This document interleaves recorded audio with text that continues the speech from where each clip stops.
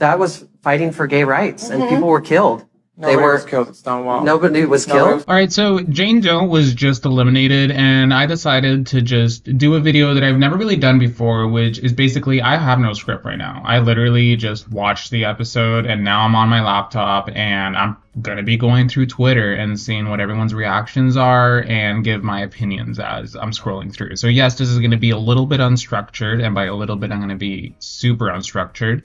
And yeah, if you guys like it, I'll do another video like this, and if you don't, then this is a one and only collectible upload, so thank you very much. This video is sponsored by ZocDoc. I think this is one of those things that a lot of us put off way longer than we should, and that's booking doctor's appointments. For me, it's usually not that I don't want to go, it's that the whole process feels annoying. It's enough to make you say, I'll deal with it later, and then later just never comes. ZocDoc has been really helpful because it removes most of that friction. It's a free app and website where you can find and book in-network doctors, and you can actually see real availability before you book. No phone calls, no waiting for someone to call you back, no guessing. You can search by specialty or even by symptoms, read verified patient reviews, and get a sense of who the doctor actually is before committing. I like being able to tell if someone's straightforward, calm, or just not big on awkward small talk. They've got over 150,000 providers across all 50 states, covering more than 200 specialties, and you can book either in-person appointments or video visits depending on what you need. Most appointments booked through ZocDoc happen pretty fast, and sometimes even the same day, which makes it way harder to keep procrastinating once you see an opening that works. So if you've been putting off an appointment, stop delaying it and go to ZocDoc.com/GreenGay to find and instantly book a top-rated doctor today. That's ZocDoc.com/GreenGay. Now let's begin.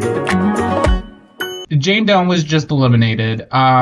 First of all, I'm very sad. Now, my opinion regarding Jane is that on paper, she really was the winner of the season. I mean, you can't deny it. If you look at her track record from beginning to end, she broke the record for being in the top the most times. She had 3 challenge wins, and Mikey only got her 3rd challenge win this episode that Jane got eliminated. So really, she was still the front runner up until she left. The issue, though, is that for some reason, Jane never really felt exciting. Every week that passed by, the challenge would happen, and she was clearly demolishing it. And I found myself cheering for her. Like when she was in an improv challenge or an acting challenge, I was always excited. I'm like, oh, she's demolishing this. She should win this challenge. Despite that, though, as soon as the challenge was done and then she'd just walk into the workroom, the excitement would sort of be gone. And I'm not really sure who's at fault for this because there's 2 variables that I'm considering here. One is just the personality department. Could it be that Jane just didn't have enough of a personality that could engage viewers to really want to root for her? Because even online, I would say that it's not even specific to me. There was a lot of people that weren't exactly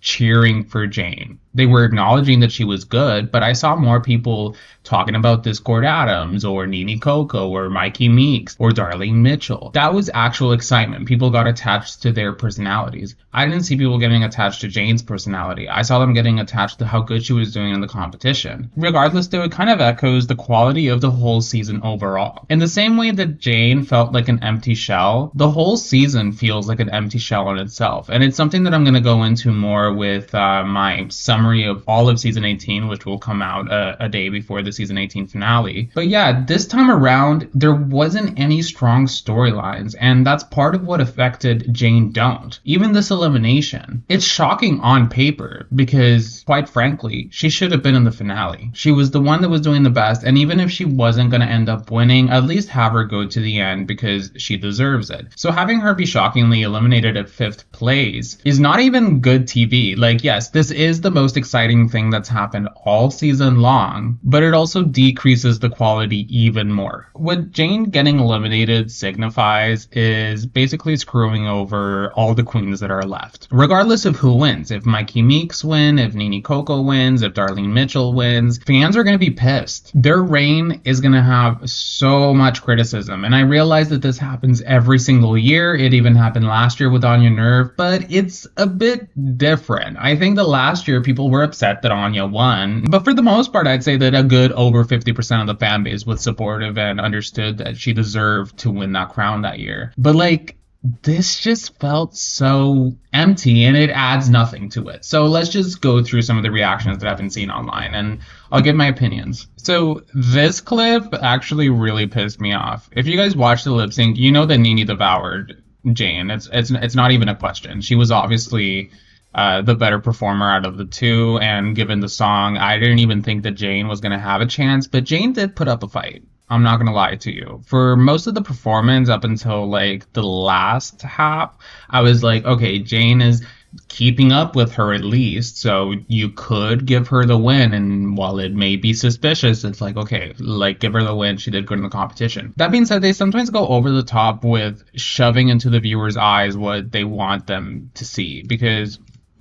even with this, Jane flipping or doing a cartwheel, that was gaggy. I didn't even think that Jane was able to touch her toes, let alone do a full-on cartwheel in the middle of a song. This was a cool moment, and I think that this moment would have actually been more elevated if two things didn't happen. A, that as soon as they each did the cartwheel, the camera just focuses on Nene because right afterward she does a backflip. And B, that as soon as it's done, they have this confessional pop up of one of the queens saying, oh wow, like Nene's so amazing. So if you had excitement for Jane doing this cartwheel in the moment, it's all of a sudden ripped away because it's like, oh no, the one that you should be excited for is Nene. And it's sort of pointless. It's like, just have this moment be a really climax to the lip sync and have us enjoy it and don't ruin it. I don't know. Like, that is a pet peeve of mine when they introduce confessionals to lip syncs in general. But this one for me was really annoying. This was the best lip sync of the whole season straight up. It was exciting.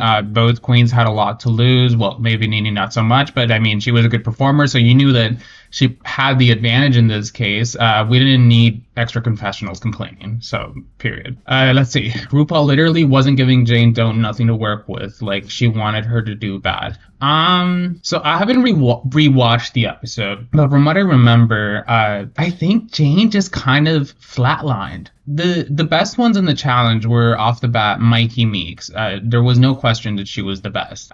Juicy Love Dion, it wasn't really funny, but somehow more things happened in her skit that gave it some variety and it wasn't one note. So while Juicy wasn't exactly hilarious, I think she did enough of a good job to not be in the bottom two. The obvious bottom two for me, Nene Coco was in the bottom. Nene Coco's skit made no sense to me.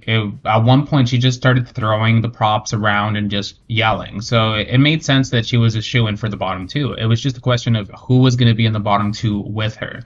Jane Don't, yes, I don't think she did good in the challenge. I also don't think she should have been bottom two, though. The bottom two should have straight up been Nene Coco and Darlene Mitchell. And I know that a lot of people love Darlene. I love Darlene too. But Darlene didn't even play a Karen. Darlene played a Christian woman, and her runway wasn't amazing. And yes, Darlene has had her own type of runway packages this season, and I love most of her runways, but even this last runway was like, okay, this is just tame. It's nothing amazing. So I felt that the bottom two really should have just been Nene and Darlene, and they should have saved Jane Doe. So I don't know. I don't think RuPaul was purposefully giving Jane nothing to work with. It just seems like Jane didn't do that good in the challenge. Then again, she wasn't the worst. So yeah, it is weird that they would end up placing her in the bottom two. I think this is the nastiest elimination in history. Definitely in the top 10, might be in the top 5 for sure. It's what makes this elimination so weird is how she literally can't even speak. She's just shook. It is heartbreaking to see. Like, even if you don't like Jane, if you weren't really excited by her, seeing the way that she can't even process what just happened, it's very painful. I replied to someone on Twitter about this like a couple minutes ago, and it's that what made it more painful for her is how she probably thought she was already in the finale. Like, she went through the whole season just constantly doing good, had 3 challenge wins under her belt, the most out of all the queens, aside from Mikey Meek, who literally just got got her third challenge win, I think anyone in her position would be like, oh, okay, I just don't need to like mess up that badly. I'm definitely going to be in the finale. I'm one of the contenders to win the crown. So I don't think she was necessarily thinking, oh, I could go home this week. I think she was like I could possibly win this whole season. So for her to end up in the bottom two when she didn't even do that bad. Did she do bad this week? Yeah, she didn't do good, but she didn't do awful. It wasn't like, okay, we have to put her in the bottom two. There's no question about it. She should have been given some grace, especially when a lot of queens throughout the seasons, even this season alone, have been given a lot of grace. Production had their favorites from the start. Jane, Nene, and Juicy. They wanted to push, so they ignored other queens who could have shined earlier, Darlene, Mikey, and Discord, and set up their stories. So when their early favorites perform low or gets them home, the storytelling is off. I really don't get why they were trying to do with her. Now she's gone and nobody else feels like a winner. Yet if she would have won, that would have been such a predictable result. I agree with this tweet. I am a little bit unsure about this tweet. So let's start with this one. Yes, I also don't know what production was doing. It's bewildering because I'm trying to find a reason for production to do this. And my initial assessment was that production saw that nothing was happening this season. There was no drama. There was no climaxes. Even the climax with Athena and Juicy lip syncing together was just complete cringe. So maybe they were like, we need a gaggy moment. We need a viral moment in a season that had no viral moments at all. So as soon as they were able to, they decided to put Jane in the bottom two and kick her out the competition, giving us a shocking moment and giving an outburst in engagement. However, well, yeah, maybe you do get a lot of attention on the episode that this aired. It's actually going to do more damage than good. It's going to really screw over the people that are going to end up winning this season. And it's just not good. As for this tweet, production had their favorites from the start. I have a really weird perspective when it comes to rigging. I do think that production will meddle sometimes with how a season goes. Sometimes they don't like a queen and they don't get her and they get rid of her. Sometimes they really like a queen and she isn't really doing the best, but she gets passed around week after week after week. In this case, though, I'm not really sure. I actually think season 18 had a really evenly matched cast, and at least from the beginning. Obviously, as the weeks went on, we started seeing how some queens were miles ahead better than others. But in this situation, I still don't really get how production is setting things up, because production had their favorites from the start. So production's favorites, according to this tweet, is Jane, Nene, and Juicy. I agree that going into a season, they probably have a list of queens that they think are going to do the best. The Boulay brothers actually explained this once during an interview, that every year when they cast their monsters for a Dragula season, they sort of write up an elimination order. So once they have their final cast, they write up an elimination order of how far they think each queen is going to make it. But that's just a template for them to look at for reference. It's not exactly a plan for how the season is going to go on. Because according to them, as soon as the monsters arrive and they start competing, that starts to change. The people that they thought were going to do really good don't really do as well. The people that they thought were going to be early eliminated actually surprise them and do really well. And I think that that is a similar case to what happens with Drag Race. In this situation, it's hard to really explain what's going on through their mind. It's just like when Ginger Minj had that whole setup throughout all of All Stars 10 and ended up winning. It's like, this is causing damage to you guys. I feel like they don't understand the perception that the fan base has outside of the show, and it's either they don't understand or they know and they just choose to ignore it. As I mentioned in videos past, the biggest problem with World of Wonder is that it's really a close-knit group of people. I know that the show has expanded into this multi-million-dollar franchise that's so big and so popular, but the actual bare bones and key core team of the show hasn't really changed. It's been the same for over 10 years, and some of them even been there for 20 years of the whole series. It just looks like they're out of touch. It looks like they're out of touch, and they need to start rethinking things quickly, because doing things that make no sense, yeah, it results in people being like, having to come up with theories as to why this happened. And also with Juicy, I think that Juicy definitely was one of their favorites going into the season. And Juicy actually started off really well throughout the competition. But then literally from Snatch Game onward, Juicy's just been there. You can tell Ru, the moment Snatch Game happened, just did not like Juicy anymore. And I think that happened the same to the people watching. Juicy became clear that she's an amazing performer. She's super talented. She's not good at the show. And she just doesn't have it, at least at this moment in time, to succeed in the competition. And then, yeah, I also agree. Darlene, Mikey, and Discord, aside from Mikey, they definitely deserved a little bit more praise, especially Discord. Discord probably surprised them a lot. And to this day, I think that Discord should have won, what's called, oh, I didn't mean to like that. Discord should have won Snatch Game. That being said, though, I actually really enjoyed this challenge. I thought this was fun, and I was really living for Ru. I think Ru is such an underrated actor and improv actor. I was laughing every single one of these scenes.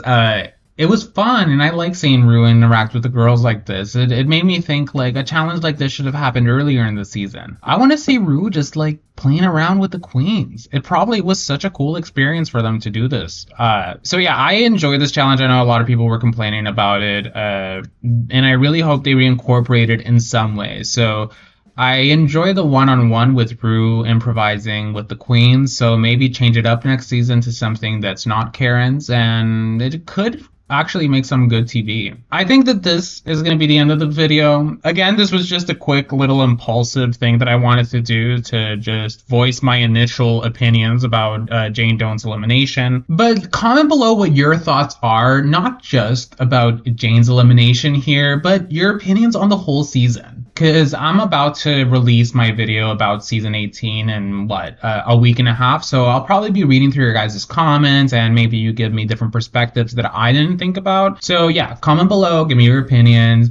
Let me know what you thought about this super unstructured video. Yeah, thank you very much for your support. And I'll see you guys next time. If you've been putting off an appointment, stop delaying it and go to ZocDoc.com/GreenGay to find and instantly book a top-rated doctor today. That's ZocDoc.com/GreenGay. And take a moment to thank my patrons. In the Elite Pink Squad, we have Matthew Burns, Gay Uncle, Sari Tish, Las Potitas, Cool Gal Nan, Jet Sam Adams, and Natasha De Leon. And in the Gay Squad, we have Lone Resident, Christine Gregory. And in the Green Squad, we have Cayman Rider Furry, Edgar Allan Pup, The Only Sean, IJS, Not a Punch But a Keek, Jack Beck, Galeria Gomez, Sarah G, Scarlet Rose, Boiled Peanut, Not an Omelet But an Egg, Max Whale, Dea, Dea, and Niall O'Hearn. If you'd like to see your name on the screen, you can support me on Patreon. The link will be in the description. I'll see you guys next time.